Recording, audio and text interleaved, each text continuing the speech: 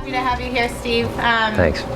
And Steve's going to introduce himself. He's actually a local. He's been living in Boston for a few years now, but he was originally born in New York.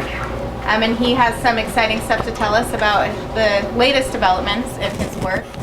And we can just welcome him. That'd be great. Thank you. I used to start off thanking everybody for having me here, which I stopped doing when somebody in the front row said, well, it's only because you're the only author we're studying this semester who's not dead. So I figured since this is an international school, the manners are better and this is not going to happen here. So it's the first time in about 2 years I've thanked the student body for having me. But I'm really excited to be here. I heard a lot about the school. I didn't know until just now at lunchtime that the connection here goes to a school in Arizona that I had been speaking at for many years, every September when they studied the book.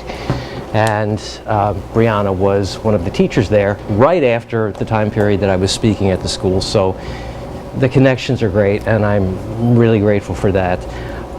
What I want to do generally at these talks, start off by giving you a little bit of background on how the book happened and get that out of the way as soon as possible, because I really am more interested in your questions in the Q&A and where we go from there. I mean, I let you guys take it, in whatever direction you go in. So I'm going to start, I think, and again, here we go, technology. I don't know if the Kindle edition, which I have not seen yet, has the author's note that is in the, it does? Yeah, okay. That really takes a lot of the pressure off of having to deal with the first 20 minutes of a talk and how the book happened, loosely based on what I perceived to be my father's life, or it was an attempt to correct my father's life when he was a kid. Living not in Brooklyn, but in northern New Jersey, and with my grandmother, Ida, and his father, who left Ida to marry a socialite in Manhattan named Bert. And pretty much 1941, divorce was absolutely unheard of. You just didn't do it. And my father spent so much of his life trying to get my grandfather to come back home, and never quite succeeded. He got a call one day, this is shortly before his bar mitzvah, which I devote a lot of attention to in the book. He got a call from my grandfather saying, meet me on the New Jersey side of the George Washington Bridge at 1 o'clock. My father's like, great, he's coming back.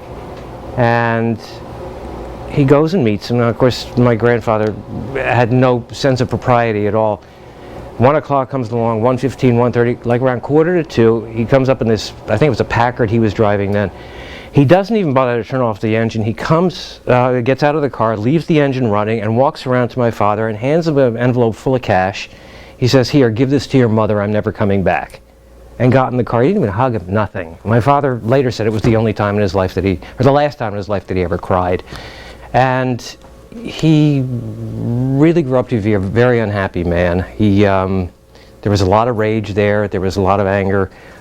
He wanted to be an architect, an engineer. He was great with his hands. He had, in third grade, we were studying the solar system, and our homework assignment was to go and just draw a picture of the planets. We had all week to do it because, we wanted to get into the colors, get into the background, get into, so we have a whole week, turn this in, we just drew all 9 planets, and then it was 9 before they discovered Pluto was a fake. They said, let's just, bring it in. So he finds out on Monday that this is the homework assignment. By the time Friday comes around, I'm lugging into the classroom this planetarium that he built. And I mean, he had a cardboard carton, and he had taken, there was some kind of engine that got a motor that he got. He had different bicycle spokes sticking out of it, 9 of them, all different lengths so that it represented different distances from the sun, which was a light bulb in the middle. And he had different kinds of rubber balls that were painted different colors to look like the planets. And when he flipped the motor, they all circled the sun. And I'm like, I was mortified. This is what he did. I mean, he couldn't help it. He was a natural born engineer.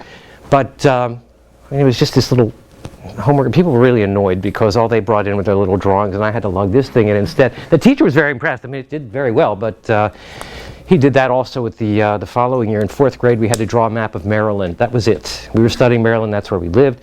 And we had to draw the county seats and what the byproducts were of each county. And that was all. And by the time that Friday came around, there is this big wall map. I mean, with 2x4s against the wood. Wood frame. He had light bulbs for the county seats. He had a red light bulb for the capital, Annapolis. Then he went out and for the byproducts, he went out and got little empty capsules from a drugstore. And for the area that produced leather, he would snip off a couple of pieces of one of the leather straps from one of the gun and holster sets that my brothers and I had. Snip that off and put it in there. He'd put in a little piece of cotton for the cotton area. It's like, and he painted the whole thing. And I'm sitting there thinking, they're going to kill me. They're going to kill me. I walked in. Miss Reed was the teacher, and she's like, where do we put it, right? I mean, it was enormous. It took up the entire wall, or 3/4 of it anyway. But that was my dad. I mean, he had the skill, he had the ability, and that's what he should have done. That's what he should have been. But my grandfather owned, at that time, and is referred to in the book, he owned a textile business. And my father wanted to go to school to be an engineer. My grandfather said, absolutely not. You're taking over the family business, and you're going to business school. So my father said, all right, I'll go to business school, and enrolled at the University of Pennsylvania. And then graduated there and went into the Wharton School of Business, which is probably, I don't know where it stands now, but it was the #1 business school in the entire country back then. And he graduated, 3rd in his class of about 300. My grandfather's only comment was, why not first? And then, 2 days before graduation, he sold the textile business and retired early. So there was no business for my father to go into. So that at the graduation, at the ceremonies, when he got his degree, my grandfather looked at it and said, that and 10 cents will get you on the subway.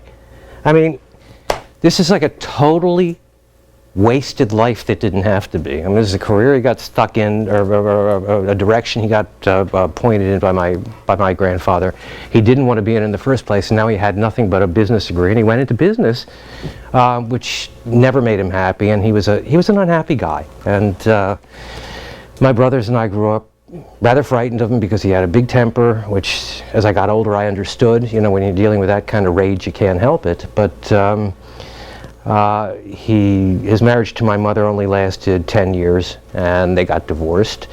And then he got remarried, and he eventually, in his second marriage, he found some degree of happiness, although he just never really recovered from the earlier battering he'd taken by my grandfather. He was still, to my grandfather's dying day, trying to seek his approval.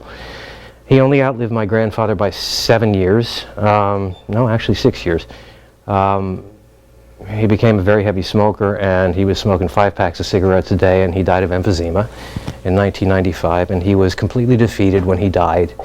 And I had the best of the 4 brothers. The 4 brothers, me and my 3 brothers. The 4 of us had a very strained relationship, but I had the best one because they were still living in Baltimore with my mother, and because of a custody battle during the divorce, I was sent to New York to live with him.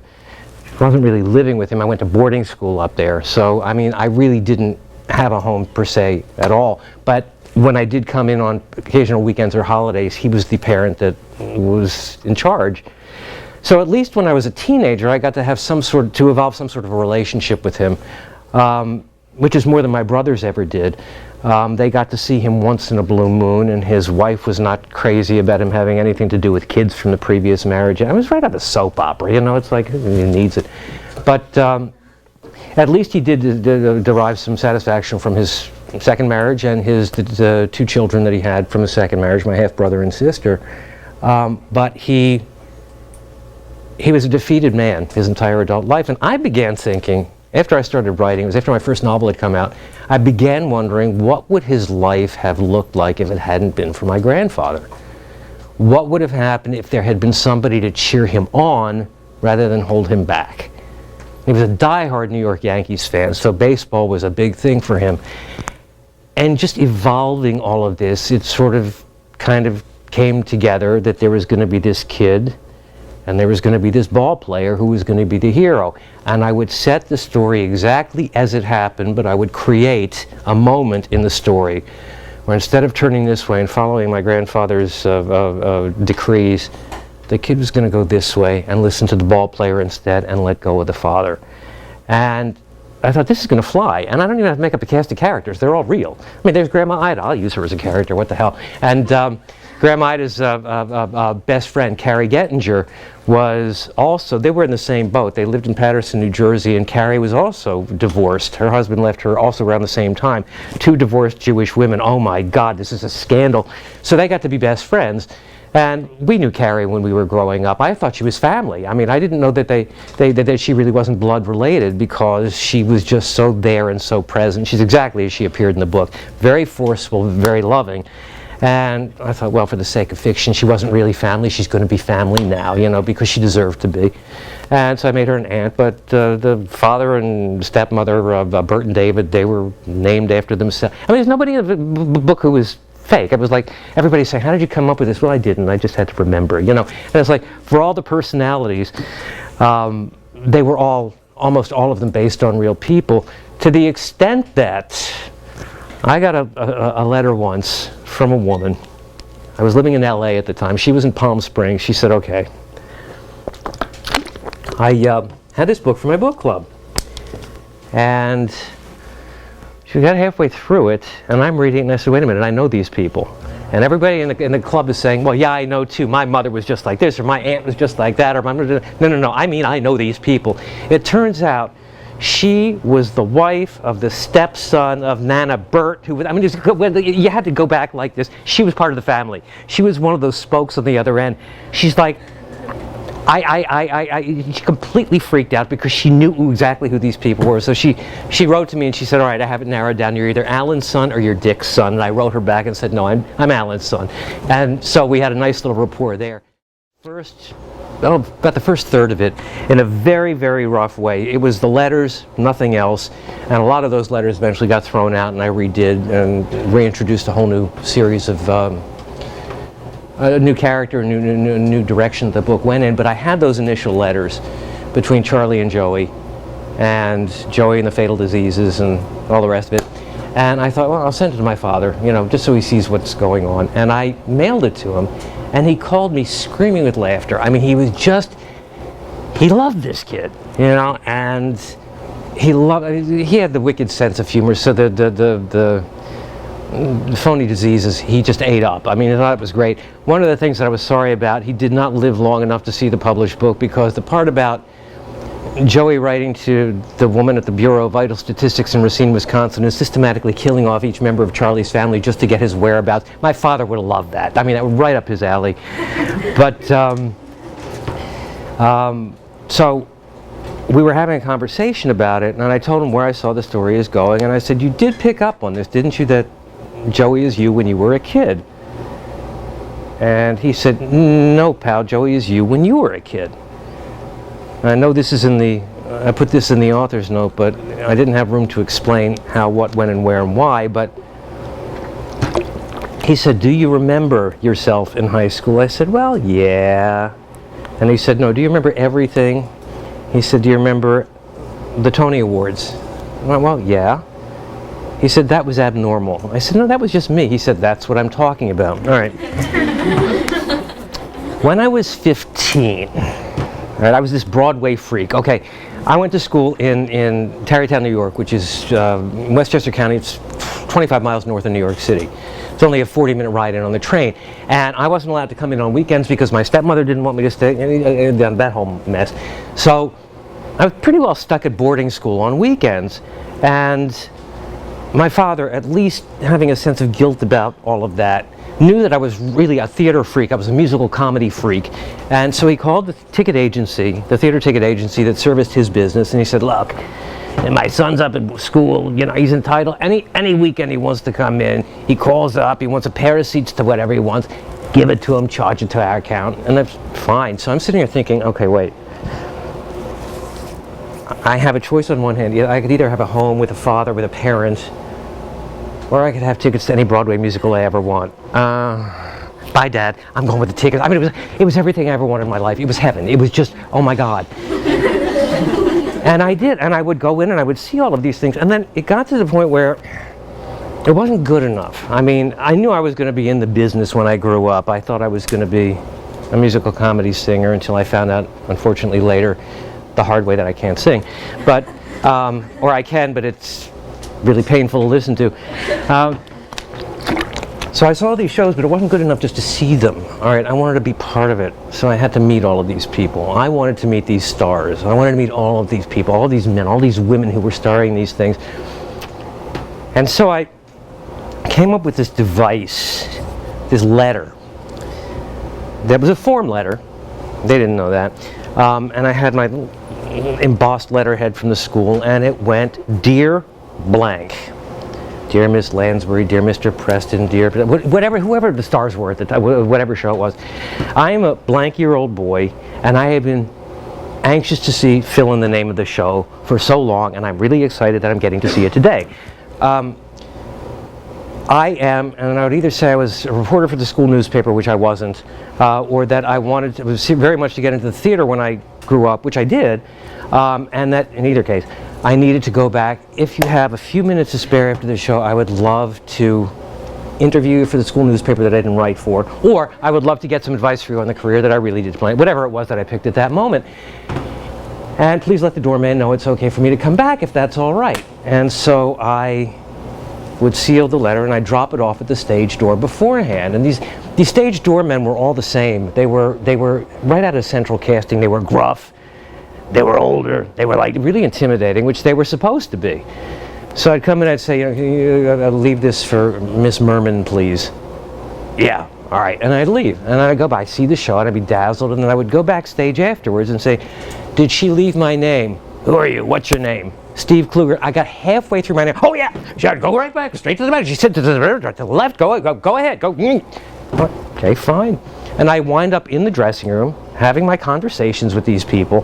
There was a popular singing team, husband and wife team called Steve and Edie, Steve Lawrence and Edie Gourmet. They were starring in a Broadway show once, and I met both of them, and somehow I wound up having dinner with them after the show.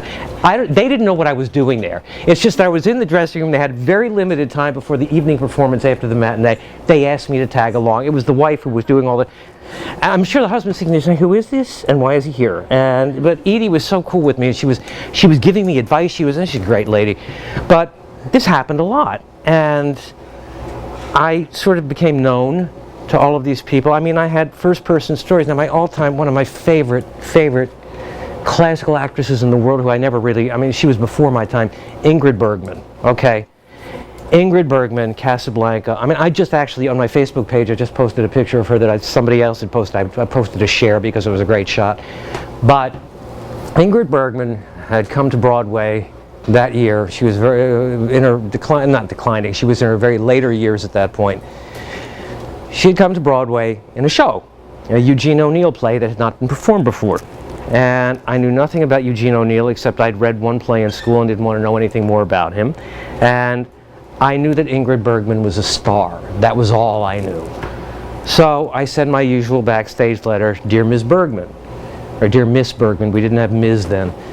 And I stood at the back of the theater for the show. It was the longest 3.5 hours I ever spent in my life. It felt like 15. This is Eugene O'Neill at his Eugene O'Neillist. I mean, it was so long. And people were sitting there, and the women were, it was a matinee audience. It was just women were sitting there looking through tiny glasses to see if Ingrid Bergman had any wrinkles. That's the only reason they showed up either. Everybody had an ulterior motive. Nobody wanted to see the play. It was a rotten play.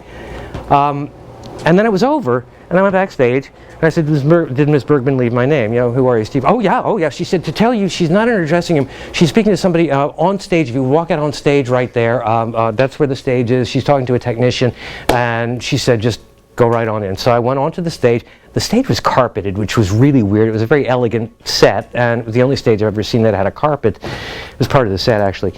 And there she is. There's Ingrid Bergman, the woman I had seen on stage. Now, I didn't know from her, all right? I just knew she was a famous person, therefore I had to meet her, and I had to talk to her, and I had to get advice from her, and I had to get an autograph, and that was that. And then my record would be, I'd still be batting 1,000. So she speaks to me with this very heavy Swedish accent, which I didn't realize she had in real life, although I knew she was from Sweden, but she speaks with the accent. And she says, oh, I have to tell you, she said, your letter, you type so well, how do you do that? I tried to teach myself how to type, and all right, this is an international star, you know, and she's talking to me about typing skills. And she says, but it's okay, I'm 15, what do I know? All right. And she introduced me to her daughter, Pia, who was my age and who was upstage. She's a well-known personality, Pia Lindstrom. And I got the autograph and I left. That, as far as I was concerned, that was the end of it. And then 1 year later, at a revival house in New York, I saw Casablanca for the first time. Oh, she's in it. Oh, okay. 5 seconds into this movie when I see her, I'm like, oh my God, that's who I met? The Ingrid Bergman, Casablanca. I mean, it was so long after the fact that, I mean, I wasn't nervous meeting her. I was a puddle of jelly on the floor when I saw the movie. I mean, I had long since had the autograph and the happy birthday or whatever it was she was, excuse I'd used to get back to her that day. But it was absolutely shattering. And I really kind of am glad now that I didn't know then what I know now, because I wouldn't have been able to speak to her. It was very equivalent to my most recent novel. Had a very strong element of Julie Andrews in it, and she was a character. I mean, I used her a couple of times. One thing leads to another, and I find myself a couple of years later getting a hug and a thank you from Julie Andrews, and then I'm supposed to conduct a conversation with her. It's like, I just don't want to die here at her feet, because that's all I was doing, was trying to stay alive, because I thought this is really going to be embarrassing, because what will happen is I'll keel over, and she's so proper and British and all that, she's going to say to somebody, pardon me, could you sweep him up? I mean, I was going to put her out. It was going to be very disconcerting. I mean, and I didn't want to put her in any trouble. I thought, go to a corner and do it there. Wait till she leaves and then have the heart attack. But I mean, I couldn't talk to her. This is Mary Poppins. I mean, oh my God. This is Maria von Trapp. This woman, she's not human. She's just, so I would have done the same thing with Ingrid Bergman had I known then what I know now. So I'm kind of glad that I just thought she was Pia Lindstrom's mother and nothing more than that. But in when was it? I was 15, this was 1968. Spring of 68,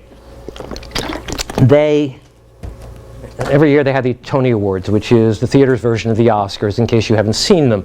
They used to be a big deal, and they used to be very watched. This used to be when Broadway musicals actually were worth something and were not just revivals or spectacles. And in 1968, they were televising them for the second time. It was the second year they were televised. And it was going to be at the theater, at the Schubert Theater, where Golden Rainbow was playing. Golden Rainbow was the one where Steve Lawrence and Edie Gourmet were starring, where I wound up having dinner with him, and he didn't know why. And I decided that I was going to go see the Tony Awards. Now, I knew that for the popular shows, many times when I would take my father's invitation and go ahead and call his ticket agency and say, I want to get tickets for this weekend, 2 tickets, I'm bringing a friend. And the woman, Goldie, was always wonderful. She said, all right. She said, I got 2 in the mezzanine. Do you like mezzanine? Because I only got orchestra over on the side, and no, this will be fine. And she was wonderful, but she was always giving me these shows that I didn't quite want to see as much as the big hits I wanted to see, and the reason I couldn't get me those was because they were always sold out. Goldie, I really want to see Mame. Darling, everybody wants to see Mame. That's why I don't have anything for Mame, but I'll give you Walking Happy. What can I tell you? I saw it. It's not that bad. You know, I mean, she was great. She was fabulous. She was like Aunt Carrie in certain ways. But they never had the popular shows. I really wanted to see Mame. I wanted to see Mame with Angela Lansbury, and I heard about this thing called Standing Room, which I'd never heard about. And it's like, Standing Room goes on sale the day of, every day, and the box office opens at 10 o'clock. And if you're there, you walk up and say you want a standing room, and they'll give you you can stand in the back. Well, I mean, I'm 15 years old. Who cares if I'm standing? I'm bouncing all over the place anyway. And it turns out standing room was dirt cheap. It was $2.25. I'm like, this isn't possible, is it? So I took an extra early train in from school that Saturday morning, and I was hanging out. I mean, it was New York hadn't even woken up yet, but I did not want to be. I wanted to be first in line. I didn't realize it wasn't that big a deal. You know, I mean.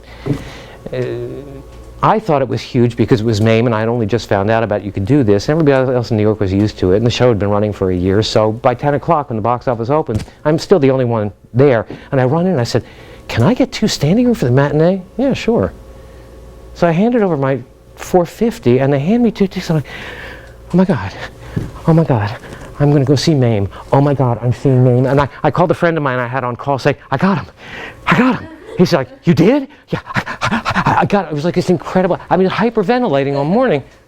And the show was worth it. I still have dreams about it. I mean, that's how impressive it was. I still dream about it. Great show, and she was fabulous. And yes, I did meet her afterwards. Actually, I met her a couple of times in my life, and it's a long story that I'll try to get into it later if there's time. But she's most recently I heard from her was about 4 years ago, and but as a peer now, not as a fan looking up to a star.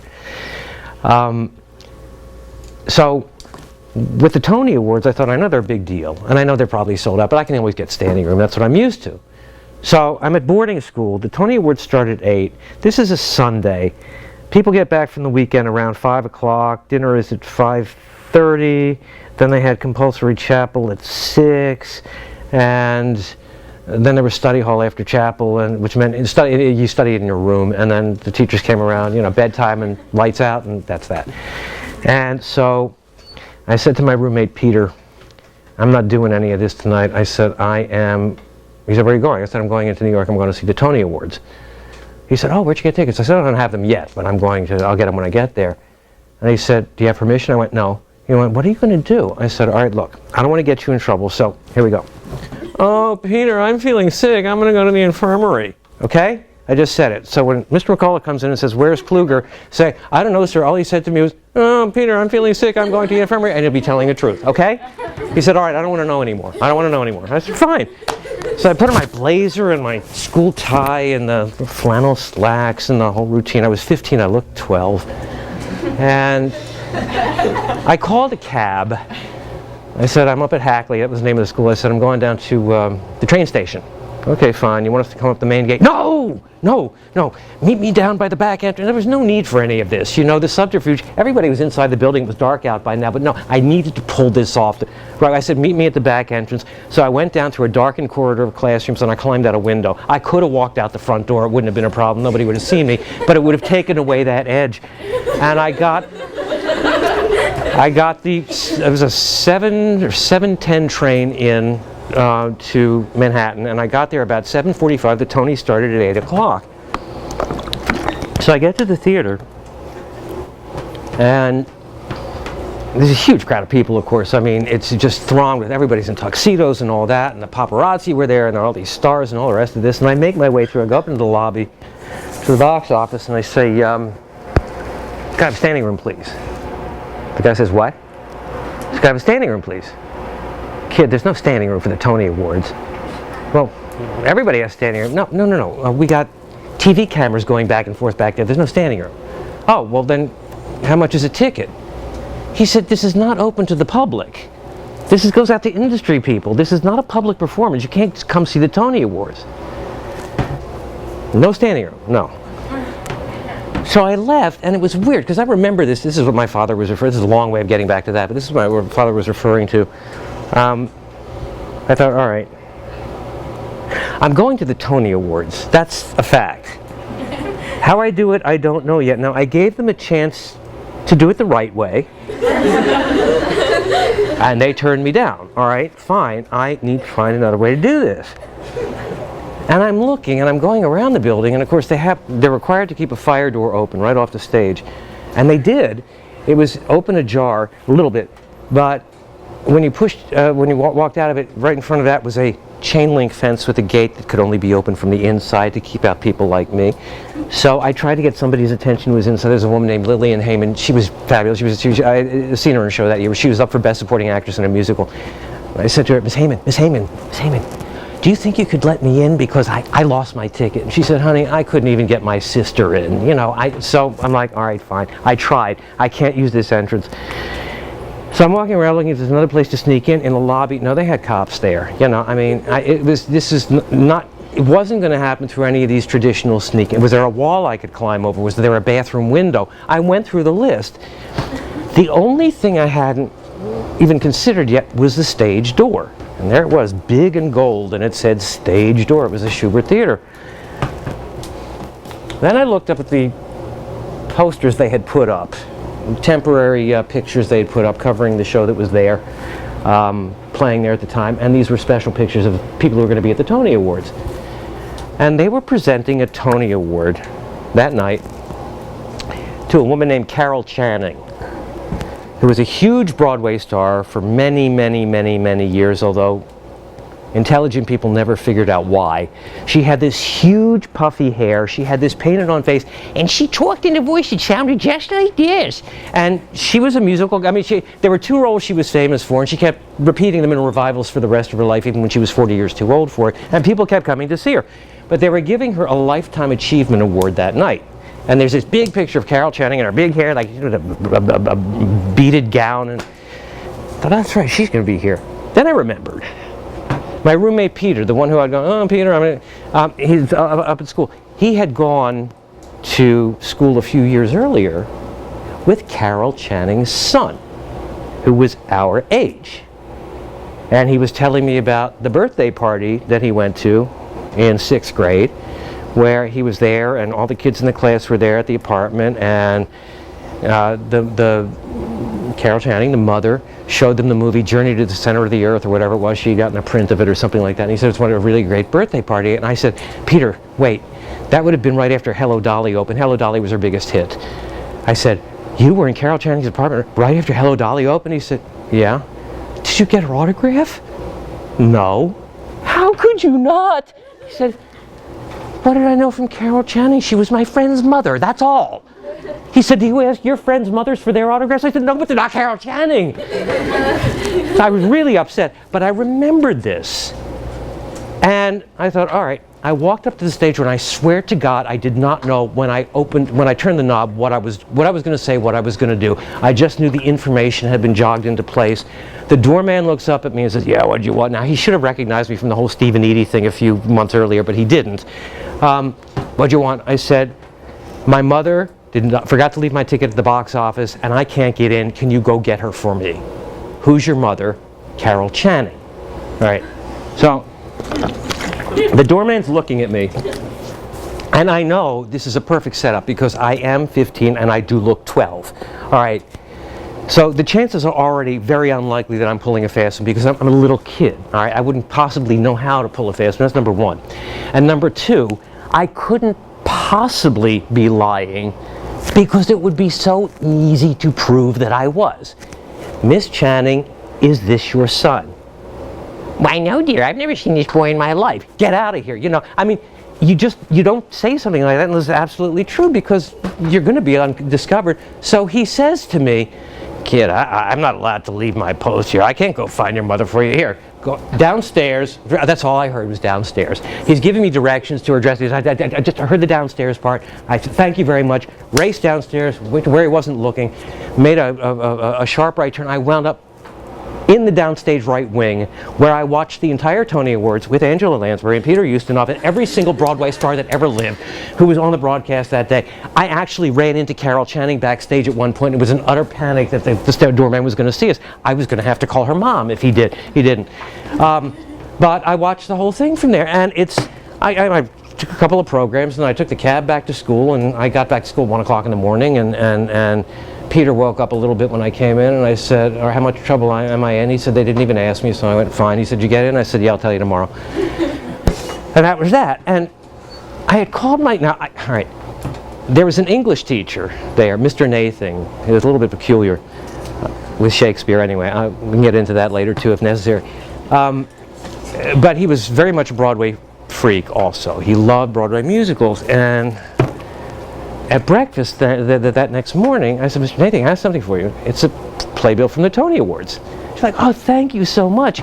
And then Peter said to me, are you out of your mind? I said, what? He said, the Tony Awards were last night. How could you possibly have a playbill unless you were there? Ooh. You know, now I'd gotten a bunch of them, but I just thought for brownie points, he wasn't my teacher yet, he would be in senior year, and I thought, well, you know, I hear he's a tough teacher, this will grease the way. It's like, maybe he won't notice, or maybe he won't ask, or maybe he'll think that I could pick one up yesterday afternoon, you know, before the Tonys. And I got really nervous, so I called my father. And I said, all right, here's a problem. And it's not really a problem, but it may become one. And I told him this whole story. He's like, so what I did was this, and I'm telling him very seriously, so I don't know the Carol Channing son, your mother, so I went downstairs and all that. I get back to the thing, and I with the Playbill, and then Peter pointed out, oh my God, so they may discover that I was actually, they may figure out I was at the Tony Awards. So in case they called, that's what it was. I was fine. Just dead silent. And then my father starts shrieking with laughter. I mean, he could not stop laughing. He said, only you, right? So, I mean, he was also aware of the Steve and Edie's and the other, the Ingrid Bergmans and all that, because I tell him that, and he's like, Jesus Christ, why do these people let you back? I mean, he said, are they afraid of you? And, it's like, well, who knows? So, when he first read about Joey, or he first read the character of Joey, he did not for a minute see himself. He saw me. He said, oh, well, he's just recycling everything he ever pulled. Now, to the extent that the book opens with Joey's letter, or the letter to Joey from President Roosevelt was word for word the same letter that I got from President Kennedy right after he was elected. So, to that extent, that part was autobiographical, but the rest of it, it never even occurred to me. I so grew up with that. To me, that was growing up normal. I never saw anything extraordinary or unusual about operating like that. It was just what one did. If seriously, you try it, like I said, I wanted to do it their way. No, they wouldn't let me, so I did it mine. That's all. I didn't go in intending to break rules, but you know what? If you want to do something, and if you go to the tried and true route, and they say no, then you just do another route of your own devising. That's all there is to it, and that's what I've done my whole life. Another thing my father knew that he loved too was when I first started writing. I was in my early 30s. He hadn't been hit with emphysema yet. You couldn't really get noticed unless you had an agent. You couldn't. You just could not submit material to a publishing house if you were not an agent or a manager. So I made up my own. And I got my own letterhead, and I got him a phone number and the whole routine, and I used to submit my manuscripts on his letterhead. And I'd know the phone number was actually an answering service, and they knew how to answer with the management company's name, and then I would call, and I'd call back and speak to them myself and say that I'm Keith, and you called, and whatever. And my first novel, which was a practice one, it shouldn't have sold, although it came close to it once or twice. By the end of the first year of pulling that scam, I had no takers on the novel, but this Keith character had invitations for lunch from half the editors in New York. All right, so I'm like, all right, this is working, but not quite the way I wanted to. All right, maybe I better write another novel. So I did. I wrote my second novel, which really was worth it, and Keith was the one who submitted, and Keith sold the novel.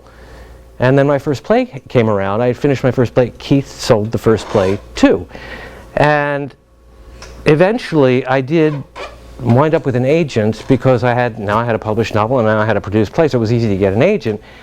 But I wasn't quite ready to let go of Keith yet because, well, the agents have to follow the rules. Keith can do whatever he wants. So I told my agent, she said, who is this Keith Marshall? I said, oh, I made him up. Oh no, you're not one of those. I said, well, I can't help it. Nobody else. Look, we got a book deal, we got a play. So periodically I would let him know what Keith was up to, and he would constantly say to me, I hate this. And I'd say, you're not a part of it, I'm telling you. Keith will turn it over to you when the time comes. All right, which would happen. I would get an offer. All right, well, thank you very much. Well, Steve will be delighted. Now, because I'm a manager and not an agent, I'm not authorized to close the actual deal and negotiate the terms. For that, I turn you over to Steve's agent, Alan Green. Alan will call you back later today. Oh, thanks very much. And then I call Alan. Alan, Keith just sold the book. Can you call St. Martin's Press? And I hate this. That's all he'd say to me was, I hate this. Alan, did you submit the book anywhere? No, I've been busy. Well, what do you want? So this went on, and I finally got to the point where I actually didn't need Keith anymore. I just let it go, And then in 1991, I was cleaning out some stuff, and I found some old Keith Marshall letterhead, and I started getting nostalgic for the old days. And I had no more use for him, although my brother used him for a while. When my brother's an actor, and he was getting interviews for himself. He was not posing as Keith because I did that. He posed as Keith's assistant, Brian Fast. Right? So Brian got my brother in, and I said, go ahead, use the address. You can use all of that stuff, but I'm not typing the letters for you. He said, no, mine are just going to be phone calls, not letters. This is fine. So he got a lot of auditions. He got a few parts from Keith's management company too, although he did have, legally, he had his agent set that deal too, because managers aren't allowed to, and the people at the other end assume that the managers and the agents will settle the cuts themselves, and yeah, okay. So I'm looking at this, I thought, poor Keith. I said, you know, here I am. I've actually got a legitimate resume now. I've got a reputation. I've got books published. I got plays produced, and poor Keith, it's like I'm throwing him out with the trash. You know, I mean, he was there when I needed him. If I would not have a career without Keith Marshall. And I'm sitting here going through this debate, seriously thinking about, suddenly he vanishes from the face of the earth. And part of me, weirdly, felt like an ingrate. So I killed him. I wrote this really, really heartfelt obituary. And I credited him with so many, many things. I had him being the very first editor, in his own self-deprecating way, to turned down the novel Valley of the Dolls, which of course became the best-selling novel of all time. I neglected to name what publishing house he worked for, though. I also had him being an award-winning journalist, and all of his awards happened to be from newspapers that were long since defunct, like the Journal-Telegram and the Herald Tribune and all the rest of that. So shucks, you can't fact-check any of that. Then, you know, eventually he became a literary agent in Southern California, and blah, blah, and he had a secondary ancillary arm with where they handled actors too and all the rest of that stuff. He died, and it's a long, courageous battle with cancer. And in lieu of flowers, this is the only thing that actually may have benefited. In lieu of flowers, the family requests that donations be made to the Jimmy Fund in the name of Keith Marshall. Jimmy Fund is the Red Sox charity for cancer-stricken kids. For all I know, people actually contributed. The people in New York who read the thing would say, oh, well, I knew I was going to have lunch with him. I talked, what a nice guy. Here's $100. The Jimmy Fund may have actually made out because of that. I don't know. But I sent it to all of the trade papers, Variety, Backstage, the Hollywood Reporter, all of the industry papers out there. And my brother Gary was like, all right, this is going to be really interesting. See how dumb these people really are. And I said, oh, listen, don't underestimate Hollywood. Now, 3 out of 4, all right, I didn't hear from, but the one I did hear from was the biggest in the business. That's Variety, the industry newspaper. I got a message on my machine. That's actually Keith's number, and he had his own answering machine there at that point, and I had a separate listing in the Glendale phone book. And they said, yes, hi, I'm calling from Variety. I understand your office is closed today. We know why. I'm just calling to get some further information on the obituary. I'm calling from Variety. Could you? So I called back, and I called back as Brian Fast, who was my brother's fake agent. I'd never. So I said, yeah, hi. I'm just checking voice messages. I got a message from. Oh yes. We just wanted to check. I'm so sorry. We just wanted to find out what the plans are for the future. We're going to keep going on. We're probably going to be moving to Burbank, you know, and this is not unexpected. He's been ill for quite a while, and you know, and he just a few things he wanted to double check that I confirmed for him, and then I got off the phone. And my brother said, it's not possible. It's just not possible. It's not possible. And the next day, it was possible. Okay, here's the thing. Obituaries started on page, I think it was 33. It's first because it was a Wednesday edition, so it was big. That was their big edition of the week, was Wednesdays. Okay, they not only printed the obituary, they printed it first ahead of 15 other people who were legitimately dead. And I'm like, oh man, that's really. And my brother called me. My brother's like, what? It's not possible. He said, what, that they fell for it? He said, no, of course they're going to fall for it. It's like Carol Channing with the doorman saying, well, of course, you know, he's going to say yes because, so obviously you're lying. He said, of course they're going to fall for it because only a twisted pervert would make up something like that. He said, I just can't believe that they didn't do any fact checking. So, you know, so there it was, and I have it at home now. I mean, I've got it, and it's there. It was, and of course, so many people I knew from years earlier who had been in on the Keith Marshall scammer knew who Keith Marshall was. I'm getting these fake condolence calls all day from my Steve, hi, this is Chris. You know, I so remember that time that Keith and I were working on that screenplay for you, and I'm so sorry. Please tell me, is his wife all right? What about the children? I didn't know anything. So it was a lot of fun. But my father knew about that too. And again, it was part and parcel of being alive. You know, it's what you do. So when my father said, know Joey as you when you were a kid, this is kind of what he was referring to. Although, as I said, living it didn't feel like anything unusual. I didn't feel like I was living out of the box. I mean, because I grew up in a divorced family, my brothers and I lived through a childhood that made Oliver Twist looked like he was brought up by the Von Trapps. I mean, it was a really ugly, ugly childhood. So when you're talking about thinking outside of the box, we never had a box defined for us anyway. We didn't know what the box was we were supposed to think inside of. So we created our own space with our own rules, and that's how things happen, you know. So it was normal to me. It didn't strike me at all as being unusual. Didn't seem that way to other people, and that's what Joey is. I mean, Joey he functions this way. This is what he does. It's like, well, if I can't have this, then I'll do it this way, and I'll have this, and I'll get that. And that's what my dad noticed. And I was never really able to finish. I couldn't go any further in the book there because I wasn't quite ready to finish it yet. And in 1995, he died. And it was rough. I mean, it was a very tough year, getting used to that. And although we had not had a close relationship, I mean, it's your father, you know, and it was, I had a lot of dreams about him. They weren't bad ones, but they were sad ones. And then after a year, I finally thought, you know what? I'm going to finish that damn book. The only reason I want to finish it is just so I can dedicate it to him and put it on my shelf, and that's the end of that, you know. And I wrote it. It only took about 7 weeks to write it after that, you know, because I've been thinking about it for how many years it was. And it wrote just like that. And my agent at the time hated it. And she said, I'm glad you finally got it out of your system. Now put it away and write a new book, which I'd kind of been expecting because she and I never saw eye to eye on fiction or movies or anything else. So I had another agent in mind who immediately, my brother recommended her.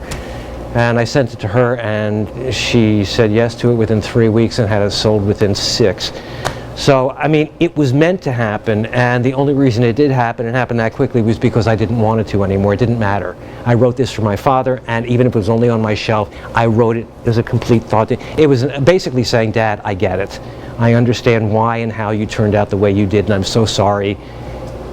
It had to be that way for you. Here's what I'm looking at as how it could have been. This is the way I see you and what you could have turned into, because you had the goods. And that was essentially the book, and that was how it happened. So 18 different U-turns and detours. That's how the book happened to be written. I wrote her 10 pages in about 4 minutes. I mean, because it was so, I knew who I was writing. I was inside of her skin. God, she's well-meaning. She's great. She is the biggest pain in the ass I've ever known in my life. I've told her that, you know. But the funny thing was, when I decided I was going to do this, and when I said, okay, the book's ready to be written, now I've got all my characters in place, I emailed her, and I said, you've just become one of the 3 main characters in my new novel. And she emailed me back and said, oh, that's wonderful. I'm dying to see how you see me. And I emailed her back and said, okay, I take it as the warning I assume it was intended to be. She said, yes. So, but she was very happy. She was very happy with it. Although, when the paperback came out, they actually showed, they had a drawing of the kids. You didn't see their faces, but you saw the 3 bodies dressed the way they would have been dressed in the book, one with a baseball glove. And they had her dressed in one of the dresses I actually describe in the book. And her only objection was when she saw the cover, she said, I never would have worn those shoes. Never, never. All right, the dress she approved, she said, why they put I don't know. You know, so it was just, so again, I mean, people really get a kick out of it, and you have to be careful. The only time you have to be careful is public figures. I use Julie Andrews, and you're allowed to, but if I had used Julie Andrews in a negative way, yes, there would have been phone calls from a lot of lawyers, but I mean, she comes across exactly as she is in real life, which is a living doll. She just is, you know, I mean, she's the red herring in this that comes in at the very end and saves them. I mean, she's been part of a real story, you know. I used the Tony Award story, getting backstage, by claiming that, in this case, it was Julie Andrews' nephew, not Carol Channing's son. So that's it all. And people always say that that's the only part of the book that they found stretched credibility too much. The rest of it, all the rest is this outrageous stuff that they accepted. Getting backstage at a theater by claiming you're Carol Channing and by your Julie Andrews' nephew, no, nobody, that would never happen. And the funny thing is, it probably wouldn't. If I tried to pull that, if I was 15 now, there'd probably be 3 SWAT teams arresting me, if I even got that close, you know. So, but that's where you have to be careful. If you don't know them, and if they're public figures, you have to be very careful about what you do. Yes? Yeah, why did you decide to let Charles Banks die? Everybody asks me that, and it's funny, I think probably because I couldn't write the book until my father died. And I think on some fundamental level, at that point I didn't know whether I knew he was going to go to war, but I think from my own experience that Joey's not really going to be able to grow up until Charlie's gone. I mean, he's always got Charlie to lean on as a crutch. So while Charlie's still there, Joey's really still going to be just Joey. And you see a hint of it the beginning of the third section, the 1942 sequence, when Charlie goes overseas, or well, Charlie goes into the Marine Corps. Suddenly you see that Joey is beginning to become more independent, and he's also actually, Charlie is beginning to rely on him for a few things. So the relationship has evolved that way. You take Charlie out of the equation, Joey's taking what he's learning, he's finding his own feet, and then Charlie dies and Joey's ready to be a man. It didn't happen at his bar mitzvah, it happened at that moment though. And it just had to be that way. I mean, because there's no other way to end the story like that. There's no way to end it happily. As a matter of fact, it's being turned into a Broadway musical right now.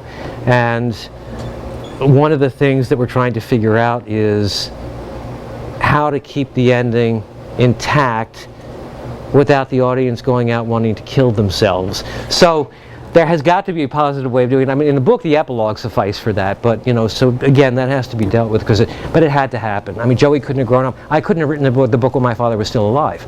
That's one of the reasons it stalled for so many years, and I didn't realize that until after he died, and it wrote so easily. Yes? Yes? Where did the Craig Nakamura character come from? Oh. There's a story here too. This is what I said, the questions and answers lead to stories. Can you repeat the question? Where did Craig Nakamura come from? Where did? Craig Nakamura. Oh, okay. Yeah. Don't ask me how, I got very, very, very heavily involved with Japanese American internment redress back before the reparations bill of 1988. And I spent years after that trying to get them to restore the baseball diamond at the Manzanar historic site, one of the relocation centers of the Japanese American internment, probably the flagship when it was the first one. Because baseball was what kept these kids going through that whole horrible period of their lives. As a matter of fact, I used the whole Manzanar baseball diamond in this other book, My Most Excellent Years, the whole subplot about that. But I wanted to use that because I was so invested in the internment. I was so outraged when I found out about it because this was a chapter in American history they swept under the rug. We never heard about it in school. They never taught it. It was not in any of the books. You know, it happened in the 40s, so I'm growing up in the 60s, and they were pretending nothing had ever happened. And I vaguely remember having heard that there were some suspected Japanese spies that were put in army camps. That was the way it came down to me. I was 30 years old before I found out that we robbed 120,000 people of their civil liberties. Americans took away their personal belongings and put them in concentration camps for 3 years. I was so outraged I got involved in this movement, and I wanted very much to incorporate that into the story because there was very little fiction. Kids still didn't know about it. When I first started researching the internment, there were 3 books in a library shelf. Now you got an entire shelf unit by itself. Back then, it was still just barely known, and I really wanted to bring this out. And I came up with the name Craig Nakamura because this is back, this would have been mid-90s, about 10 years before that, 15 years before that. I had been working in an office situation. There was a lawyer there, or not a lawyer, he was a wannabe lawyer. He was about to pass the bar from Hawaii. His name was Craig Nakamura. He was a really great guy. And so I thought, a name for this kid? Oh, Craig Nakamura is great. I remember that Craig, and I really liked him a lot and all that. So cut ahead, the book comes out, the book's popular, and at some point in time, I'm thinking, this is only about 6 years ago, I wonder whatever happened to Craig. So I checked Craig Nakamura and then attorney next to it on a Google search. And there is a Craig Nakamura, an attorney in Hawaii, which makes sense because that's where he was from. So I emailed him and I said, is this the Craig Nakamura who used to work at Hilsinger and Costanzo back in whatever it was? And he emailed back and said, yeah, who's this? So I told him, and I told him that I used him in a book. He was his great character and all that. And I sent him a copy of the book. He was enormously flattered. He gave it to both of his sons to read. And they were like, how cool is that? Dad's in a book and all that. Okay, now here's the thing. This is where life and art, where you live for this kind of thing. I get an email from Craig about a year later saying, I think I need your help. He said, my grandmother just died. And in clearing out her house, there was a whole bunch of stuff in the attic we found from my grandfather, who had died years earlier, in the attic. And there was a prisoner of war uniform, but it was a U.S. prison camp. He was a Hawaiian citizen. Do you know anything what this would have been about? I said, yeah, they didn't do the internment in Hawaii. They only did it in the States. Hawaii was relying on its Japanese American population to police the area and make sure that spies were reported, because that's where Pearl Harbor was. So they had common sense in Hawaii. They did not over here. And I said to Craig, well, it sounds like an internment-related imprisonment. I said they had two kinds of camps. They had the relocation centers, the 10 relocation centers for the general population, and then they actually had Justice Department camps that were POW camps of people who were suspected seriously, or where they had enough on them to think that perhaps they were a threat to the government. These are people who ran newspapers. These are people who ran Japanese language newspapers, Japanese teachers, Japanese politicians.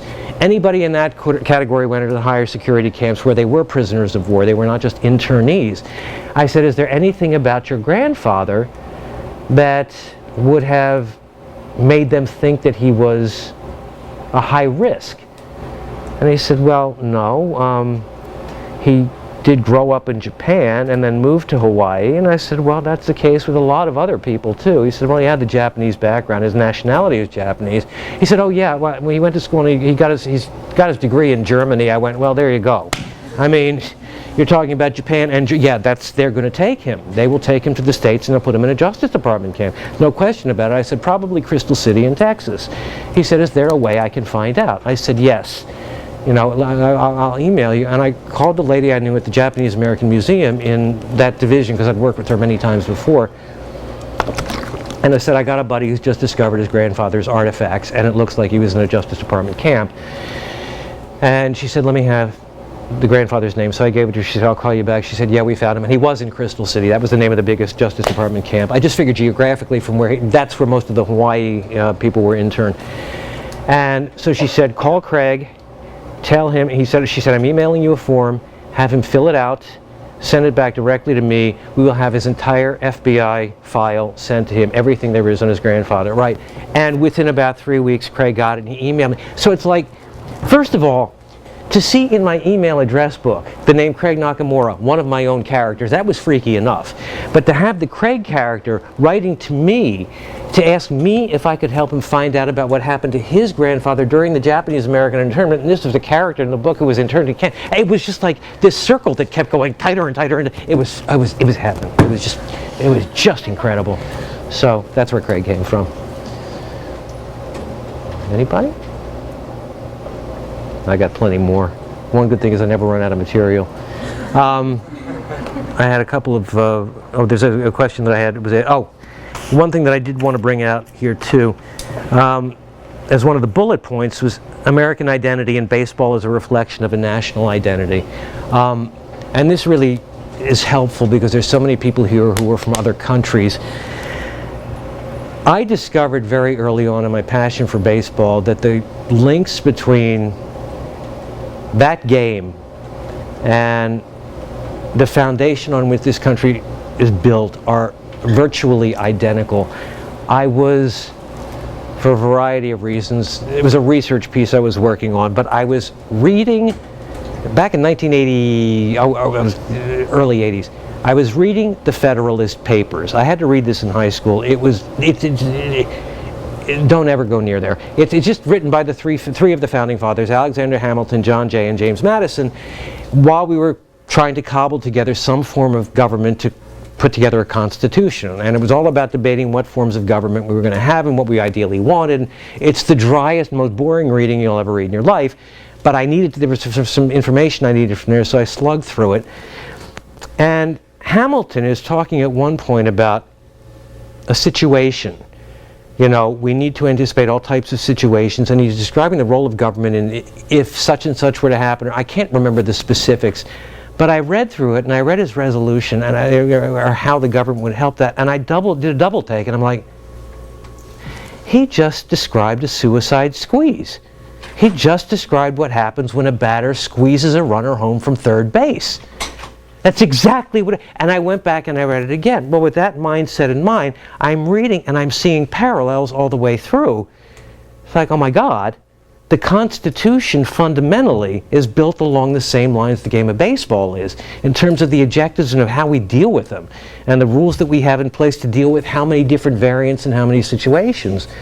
And I began to do, a lot of the comparisons on my own, and discovered that, in following the history of baseball, that it paralleled the evolution of the Constitution almost like a mirror image. There were times when the Constitution, with the amendments, would anticipate baseball. There were times when baseball anticipated the Constitution, when certain new rules were put into baseball. In 1919, it was the big Black Sox scandal when the Chicago White Sox threw the World Series to gamblers. And it was this great shock. The American pastime is tainted like this. Well, this was a warning against excess and against being spendthrift, being over the top, being hedonistic. This is what these guys were. And what happened, instead of paying attention to the lesson, we moved right into the Roaring '20s, where people did not pay attention to this is what happens when people behave like this. The entire economy collapsed at the end of the 1920s. We went into the Great Depression, and it took us to the end of World War II to recover. This is one of those cases where baseball and the Chicago Black Sox anticipated the crisis in the 20s. And ever since then, I've noticed the game and the rules of government have just gone back and forth. Baseball is a way for people to participate in government. Baseball has the same fundamental rules that the Constitution of this country have. And it was startling to discover it. It was fascinating. So anyways, baseball is an American identity. I think it's more than an identity. It certainly is an identity, but it plays very, very, very much into the way we run this country, the way the country is supposed to be run. So that was a bullet point I was asked to bring up. Anybody? Yes? Yeah, I had a question about Carol Channing, please. I do great imitation. no. About FDR and Joey and Charlie having their views on FDR, and whether you just thought you were trying to show the balance as far as the views from society at the time, or whether that was personal. It's funny you bring that up. FDR was my hero until I found out about the internment. The internment was his doing. He signed that order. And it was, in one stroke, he committed the grossest violation of civil liberties in the history of this country. And his wife, of course, hit the ceiling. I mean, Eleanor was the one who had the military integrated during the war, and she said to him, "You're going to do this or else. I'm going to go around the country saying you should." And he said, "All right, all right, all right." And she tried to pull the same thing here with the internment, and he said, "Lady, stay out of this one." And she knew there was nothing she was going to be able to do except go around the country to visit every single one of the internment camps, make sure everything was okay, and have her picture taken with all the people there, embracing them. That was the best that she could do. But the minute I found that out, all respect for him went out the window. And it's like, well, but he was a great president. That's the only thing he did. Well, you could say, well, Hitler was great for the German economy. All he did was kill the Jews. That's just one thing. No, no, no, no, no. I mean, with that one stroke, he basically said, I've been calling us the land of the arsenal of democracy. I now hereby light my cigarette with the Constitution. He didn't. I mean, if he believed in it, he wouldn't have. He couldn't have done that. And there was no excuse for that. So, to the extent that Charlie and Joey have the opposing views, yes, there were the interventionists who thought we should get into the war, and there were the isolationists who thought we should stay out of the war, and I thought it's a nice balance. Joey's an interventionist, Charlie's an isolationist. This is good. That's true, is what was going on there, and I did want to bring that up as a comparison. But when Joey reverted, and Steve Early is saying to him, please give us another chance, that was me saying, no, you've had your chance, I'm sorry, this is out of the question. And it's unfortunate because I still think this world would be an entirely different place if anybody but Roosevelt had been in office at that time, and I think he was the one to have there at that critical time in history, the Depression, and I mean, for good and bad, he got us out of that war, he got us out of that Depression, and But at the same time, in terms of a moral hero, he is not somebody I would hold up to anybody as a standard because of that, simply because of that. Yes. I was just wondering who your inspiration was, as far as other writers out there, if you were inspired by other writers, and then also if you could talk or give advice for aspiring writers. All right. Let's see. Let's see. I'm trying to think. My favorite book, my all-time favorite book, is a baseball novel called The Southpaw by Mark Harris. He was very influential in terms of conceptualizing the idea of an unusual first-person type of baseball player, which is what Charlie is. I mean, I was very much inspired by him and the character of Henry Wiggin. Madeleine L'Engle, who wrote A Wrinkle in Time, and a lot of other kids' books. I wrote to her when I was a kid. I had a correspondence with her her entire life, or starting when I was 11. She told me when I was 11, when she responded to my first fan letter, that I was going to grow up to be a writer, which I found absolutely thrilling. I didn't believe it. I wanted to be a musical comedy star, as we've talked about. And such that we were in such constant touch that when my first novel came out, she got the very first copy of the very first novel. I mean, I didn't even keep it for myself. I was the second one that came in. The first one off the stack went right to her. And she's like, the long-awaited. 21 years I've been waiting for this. So she was another one. And Mark Twain's another one. I mean, Tom Sawyer, Huckleberry Finn, very instrumental. But that would essentially be it in terms of inspiration. Madeleine would probably have to be the one who really got me going, just the imagination factor. Oh, also, I'm sorry, Belle Kaufman wrote a book called Up the Down Staircase, which you really have to read. It's still in print, and she's the one who taught me about different narrative styles. I knew I could not write in the third person because it bores me to death. I had to write where everything was I, where you were getting personal accounts from all the different people. But I also knew epistolary wasn't going to work. That'll work with two characters, but not with everybody. So I had to figure out a way of multiple narratives with multiple styles of writing that were all multiple first person, which is why the Joey-Craig relationship was defined by the top secret notes. Joey and Charlie were the letters. The teacher was the report card. So they were all different media for telling the story in the first person. And this book, Up the Down Staircase, is about a school teacher. It's a very funny book, but it's based on her true experience about teaching in an inner city school. She used a style. She didn't use that style. She had a device for she had like 7 or 8 devices she used. One chapter was her lesson plan. The next chapter was extracts from the suggestion box from the students that she had put in her classroom. Another one was essays from the kids. She had about 7 devices, and each chapter kept recycling those 7 devices again, and that fascinated me. That, to me, told me that there's another way to tell a story, that there are myriad ways. You don't sit down and write chapter 1, I was born, which I can't do. So that's definitely a book worth reading. It's still in print. Belle Kaufman, Up the Down Staircase, and it's relatable to anybody. And about being a writer? Oh, sorry. What were you going to say? You had said about being a writer? Yeah, advice for aspiring writers. The only advice there is, it's a much tougher field now. In some ways it's much easier because of the self-publishing and because you can do it yourself. You don't have to worry about getting it out there. If you want to go through a regular publisher, it's much tougher now because there's more product out there because of that. So it's a 50-50. It's much better and it's much harder at the same time. If you're going to do it, though, the only reason that if you're going to self-publish, make sure you find somebody who's a qualified editor, all right? Because we don't know what we've got until we start hearing feedback. Wait until you're done, let somebody see it. Last Days of Summer only had a few tweaks, but I had the last 2 novels. The suggestions from the editors I got were unbelievable. I mean, they just made the book more of what they were.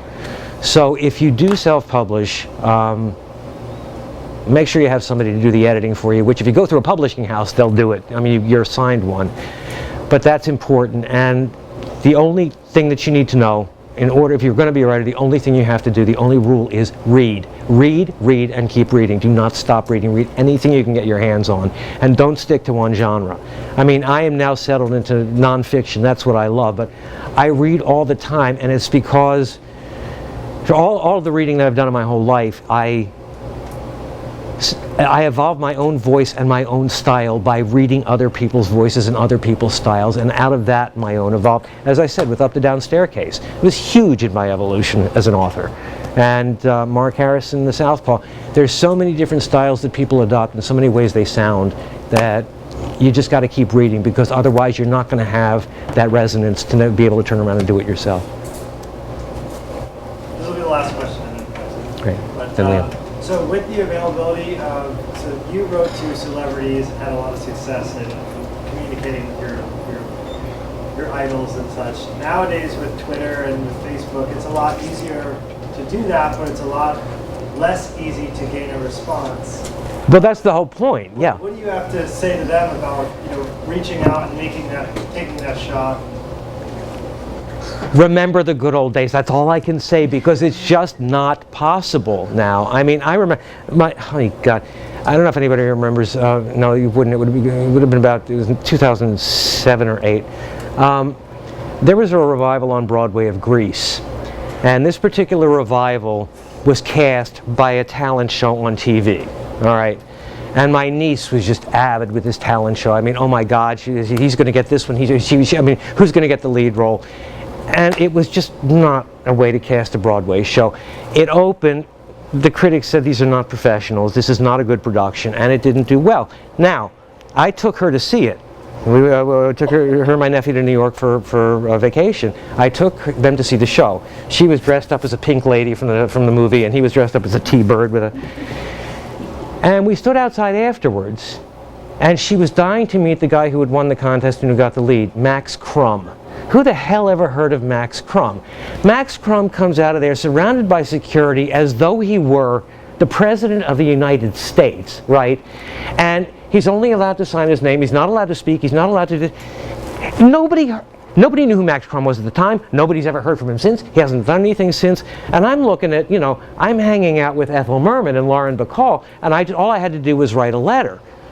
It's just so different now. The social media have made it absolutely impossible. You say it's easy to get in touch with. No, it puts a barrier up. You can't get through it. You can get in touch with, you cannot get in touch with. Unless you get to know personally, Sure. Liam? I know how much we're all enjoying just loving hearing all your stories. I mean, we got to read your book, and then now you're telling us all these amazing stories, but we are running out of time. So we have found a way in which we would like to thank you, and it was inspired by a part of your book. It's roughly 4 paragraphs in where Joey begins to explain where he grew up. Like it says, Brooklyn is where I grew up, yeah. It starts bringing in all these illusions that you'd only understand if you really grew up in that time. Right. So there are a few of us who have written a similar type of piece from where we are from. So we'd like to share those. Oh yes. Oh yes. Oh, this is fabulous. Are you going to read them? Are you? Yeah, a couple of them. Oh yes. Oh, this is. Oh yes. Can I ask that you guys stand close to? Oh, because the mic. Yeah. You can leave it there, but if you guys stand close. This would go 11th grade, 10th grade, 9th grade. This is fabulous. This is great. Go right outside. That's fine. Hey. Is it okay? Okay. I will not hate. Palestine is where I grew up. It's where I woke up on the sounds of F-16 and mothers crying. It's where I learned that history is what is left. It's where you could smell the freshly baked pita bread from 500 meters. The smell of mint tea. It's where beautiful the soft fingers dipped with henna are. Where seeing a funeral of a martyr every day is a norm. It's where I learned what a key meant, what suffocating from tear gases feels like, and what a cage is.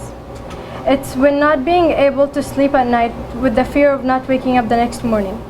Palestine, where it is very close to God's words, where Jesus Christ was born and where Prophet Muhammad went to heaven from, where dignity keeps us alive, where ideas are just words written on transparent paper, where silence says everything, where lives are a burden on historians, where lives are a burden on generals, where children play in empty tanks, where a 12-year-old is old enough to go to prison, where the invaders are scared of memories. It's what على هذه الأرض ما يستحق الحياة means, where Mahmoud Darwish is known more than the president.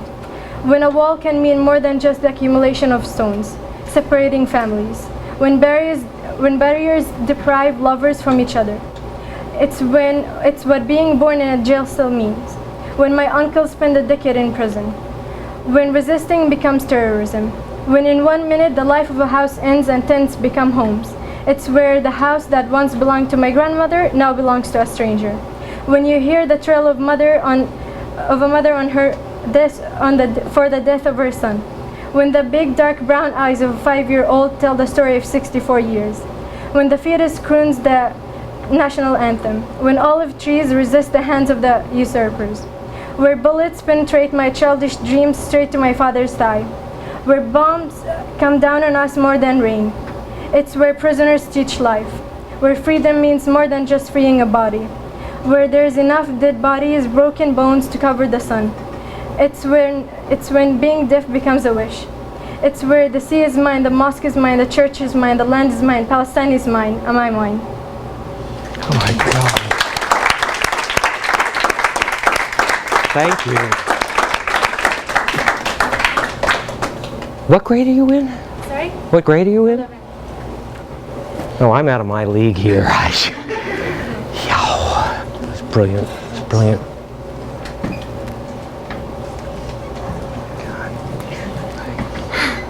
Colorado is where I grew up. Where I learned your home isn't always where your house is, where I learned your best friends are your parents, and I learned that your first memories are always the best. California is where I grew up. It's where I learned you couldn't pet a fish out of water, where I learned movie stars aren't the only ones who live in Los Angeles, and average people are sometimes the most extraordinary. It's where I learned goodbyes could last longer than just tomorrow, and sometimes the best moments are the ones we can't remember just quite right. Malta is where I grew up. It's where I learned potato chip bags aren't made for carrying stones, and the beach is your escape. It's where I learned that people who change your life can be the ones that you know the least. Where I learned that living in a small country doesn't make you a small person. It's where I learned the difference between Lizzie McGuire and Hilary Duff, and waking up at 5 a.m. is well worth it to watch Sailor Moon. It's where I discovered imagination is the difference between an abandoned house and Rapunzel's castle. Where I learned fairies aren't real, but magic is. It's where I learned you could be a native without knowing the native language. Where I learned your best friends aren't always your parents, and mother doesn't always know best. But where I learned no matter how much I may argue or disagree with her, my mom is the strongest person I will ever know. Florida is where I grew up. It's where I learned America isn't the most important country in the world. It's where I learned believing in God doesn't make you a Jesus freak, and religion isn't a weapon. Where I learned it's okay to have your own opinion, but that doesn't mean it's correct. Where I learned just because I'm traditional doesn't mean I'm closed-minded, and you're not automatically a Republican simply because you're not a Democrat. Where winning Concentration 64 made you the coolest kid in school, and wearing sparkly dresses didn't mean you couldn't play in the mud. Where I learned the most magical place on earth isn't Disney, and you don't have to be perfect to be a princess. Where I found out no one can be young forever, and where I finally understood that Peter Pan wasn't so crazy when he said he didn't want to grow up. It's where I learned being a father didn't make you a dad, where I learned blood isn't always thicker than water, and the people who aren't related to you can be the greatest family you've ever known. It's where I became a cheerleader, and turning 13 meant discovering the meaning of the word insecurity. TGS is where I'm growing up. It's where I learned bad decisions make good stories, but you shouldn't make the same mistake twice. It's where I learned there's more to life than gymnastics, and things that seem important now won't matter in 5 years. Where I learned just because you're older doesn't mean you're wiser, and sometimes mother really does know best. It's where I learned being mainstream is just as okay as being hipster, and a friendship can end as quickly as it began. It's where I found out only change is permanent, and making new friends doesn't mean you forget about the old ones. It's where I found out changing your reputation is harder than making it, and taking anything at face value isn't a good idea. It's where I learned being loud, talkative, and clumsy makes others think you want attention, and not everyone wants to hear a backstory. It's where I learned about the real world, and that first impressions aren't always correct. Where I'm learning everyone has a backstory, and it doesn't always make sense.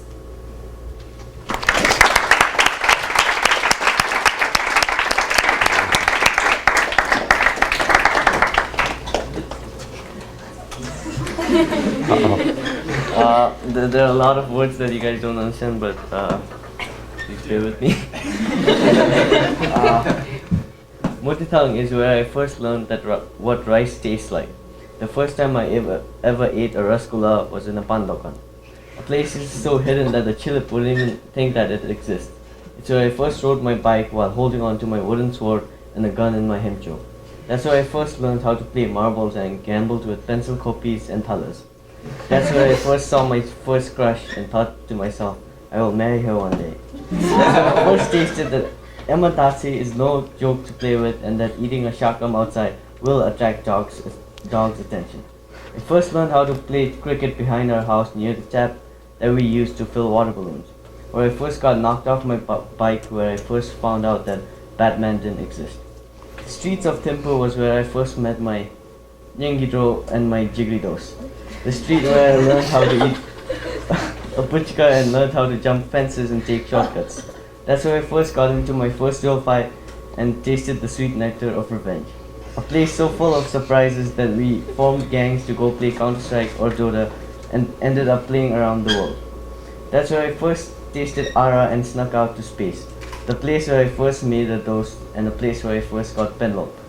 The place where I got mugged while cheering for the Duke Star and performing with my band at the CICC ground.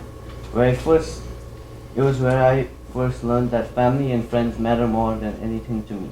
The place where I first treated my friends to a party by myself, completing the whole round from the Georges to the Zone and ending up in the Omus Bar and Cafe. Pakistan was where my calm side resided and where my family name flourished. Where everyone knew everyone. To go dubs, you would bring shame to your family and sell your family's name. Where I first started to make my own decisions and that Kenjo Sum will always be there with me. That's where I first came of age to drive on the highways of Bhutan and had my first small car ride. That's where I first learned how to ride a pulsar and how to catch a fish in the fast rivers of Bhutan. Where religion and families were everything, yet curiosity killed the fish. Where it was okay to eat with your bare hands and where a child is brought up with friends and families side by side. This is my land, this is where I come from, and this is where my roots are buried.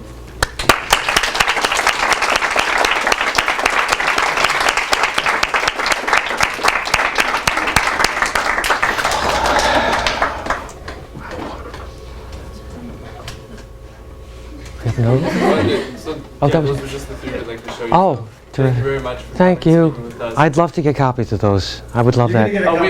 We all wrote one for you. Yes. I didn't know that. Okay. Oh, good. Oh, good. Okay. Thank you very much for coming. Oh, thank you. We're all obviously inspired by your book. Thank you. We're very grateful. I am too. Thank you.